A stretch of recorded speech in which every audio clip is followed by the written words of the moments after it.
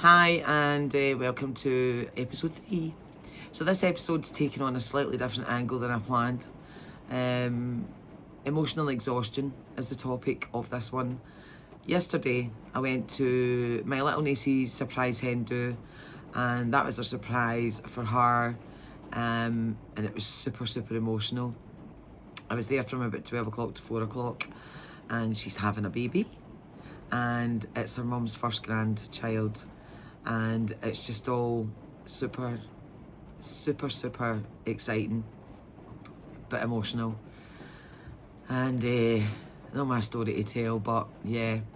Then I had to quickly race across town and go to my grandson's boxing match. Now I knew before I got there what I was in for. Before I even arrived, I knew what I was in for. I was on the phone and my granddaughter was in the background. I was on the phone to my daughter-in-law, and my granddaughter Lila, she's in the background. She says, "Gran, are you coming tonight?" And I said, "Yeah, why?" She went, "I didn't think you would." I said, "Why?" She says, "Well, you couldn't handle it the last time, Gran." And I started laughing. I says, "Well, I'll probably not be able to handle it this time either, Lila, but I'll just hide under the table and you can help cover my eyes." Nothing prepares you. Even, I've already been in a boxing match before, and it's overwrought with emotion. But nothing prepares you for. I was dreading it. I was like literally dreading it. But you know, you want to be there and you want to support him. It's his passion and it's what he wants to do. And he's won, I think, every fight he's been in. But my God, it is super emotional watching it, and that lack of control, and you can't protect him, and you're sitting and you're jumping up and down and you're screaming his name and come on Spencer, he won, I hasten to add, which whoop, but nothing prepares you for that feeling, the feeling. It's just so super emotional, and standing there watching him and not being able to do anything, it's like, yeah. And you're screaming desperate for him to win. You want him to win, but nothing prepares you for grandkids, you know. Grandkids come from left field. Absolutely 100% come from left field when they're born, and that feeling of having a grandchild, yeah, it's an indescribable love. It's an indescribable emotion. It's so powerful. It's indescribable. So to stand and watch your child, it's my child, my grandchild is my child, getting punched or and not being able to do anything, and you can't protect him. Yeah, emotional exhaustion. And I went to say churro to my son, and he says, and he's like, and he was doing the music, he was doing the intros for the boxers coming into the ring, which I'm super proud of him as well. And he said, and he looked at me and he went, "Oh, Mum," he says, "You're not coming back, are you?" And I'm like, "How would you like to be a gran and watch your grandchild getting punched about?" And he went, "But it's his passion." I says, "I know." I says, "And I'll not take that away from him, and I will go back. But I just want to crawl under the table and hide until it's over." But you want to show your support at the same time. You understand that? It really, honestly. So it's been a super emotional one for me this week. And I'm delighted he won.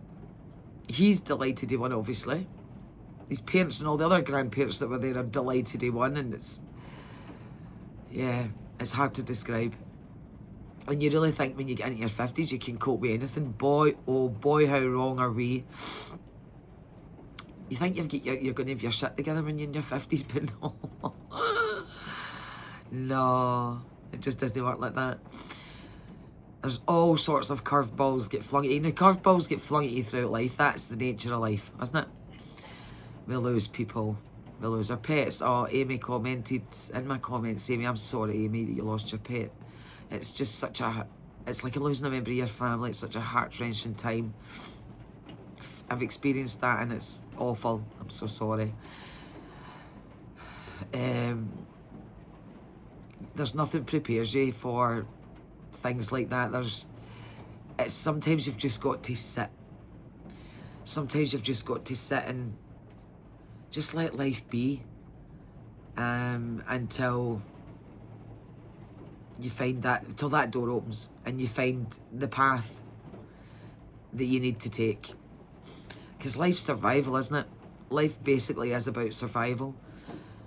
And it's up to us as individuals how we survive that. So, yeah. When I get into my 50s, it's finding sources of entertainment, we'll call it, right? To find sources of entertainment to keep us occupied. Basically, that's what it's all about. That's why I done this channel. Because it's finding the source of entertainment. It's difficult. There's nothing easy about any of it. And is that a true saying? Anything, what's the saying? If it's too easy, it's not worth having. If you don't work hard enough for it, it's not worth having, is it? Help. Mental brain.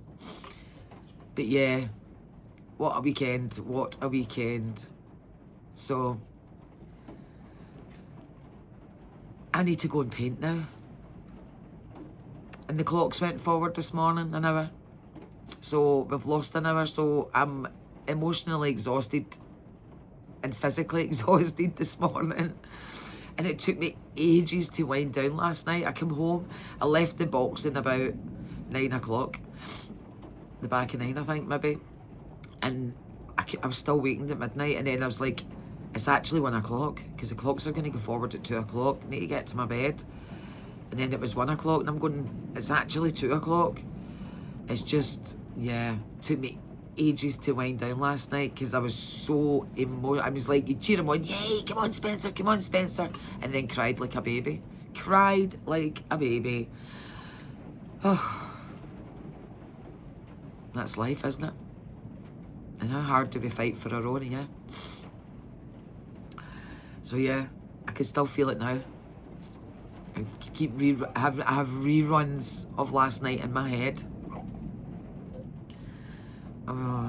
And whilst I'm super proud of it, I love him so much and I'm so super proud of him, I don't like the reruns in my head. So the channel took a wee different turn this week. I hope it resonates with some of you. And if it does, feel free to subscribe. Oh, and that reminds me, actually, one of my suppliers, a colleague from work, was retiring on Friday. And I've worked on and off with her on the phone as a supplier for 20 years. And she sent me an email letting me know that she was retiring this week. And I was like, oh. And we don't speak every day. We don't even speak every month. But we've just had a connection for 20 years through work. And it was she's so lovely. Linda, she's so, so lovely. So I gave her a little phone and I had told her about the channel. And she says, oh, I watched your channel. I says, oh, did you? Oh, that's so nice. Thanks very much.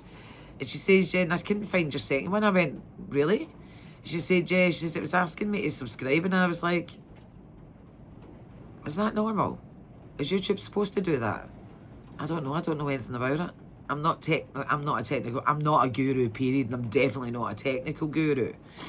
And I'm like, I need to look into that. I says, but don't fear or worry about that, Linda, because it doesn't cost anything. I say, so feel free to subscribe.